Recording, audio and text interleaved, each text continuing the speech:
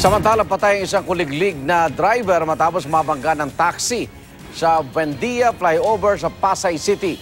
At narito unang balita ni Bob Gonzales. Nagkalat ang mga bato at dugo sa Buendia flyover sa Pasay matapos mabangga ng isang taxi ang isang kuliglig kaninang madaling araw. Paakyat sa northbound lane ng flyover ang di pa nakikilalang biktima sakay ng kanyang kuliglig. Kasunod niya ang taxi na minamaneho naman ni Ramoncito Valiente. Mga kasalubong ko po kasi puro mga naka-bright. Baga silo po ako. Di ko po talaga napansin yung kuliglig na yon. Kasi nagulat na lang po na bulaga na lang ako na tinamaan ko po, nabangga ko nga po. Pagkabangga ko po siguro, tumama po siya doon sa mga box ng Sa lakas ng pagkakasalpok, tumalsik ang biktima sa Center Island. Lumipad pa ang ilang bloke ng bato sa kabilang lane at tumama naman sa isang truck. Hindi ko siya napansin na kung may tumama sa kanya. Basta ang kita ko may lumipad eh. Siyempre, nasilaw din ako sa ilaw. Iiwas sana ako, kaso huli na, bago ako makaiwas, tinamaan na ako.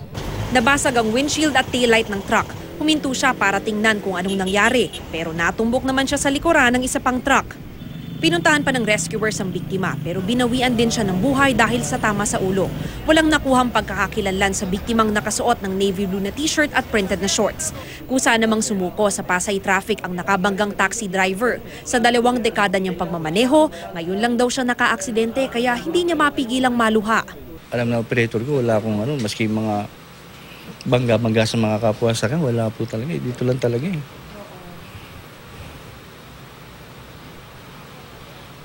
Sa pamilya po nang nabangga ko, hindi ko po talaga inasadya. Patawarin niyo po ako. Ayon sa mga otoridad, bawal dumaan ang mga kuliglig sa Rojas Boulevard at sa Buendia flyover. Gayunpaman, posibleng maharap sa kasong reckless imprudence resulting in homicide and damage to properties ang taxi driver. Itong unang balita sa Pasay. Mav Gonzales reporting.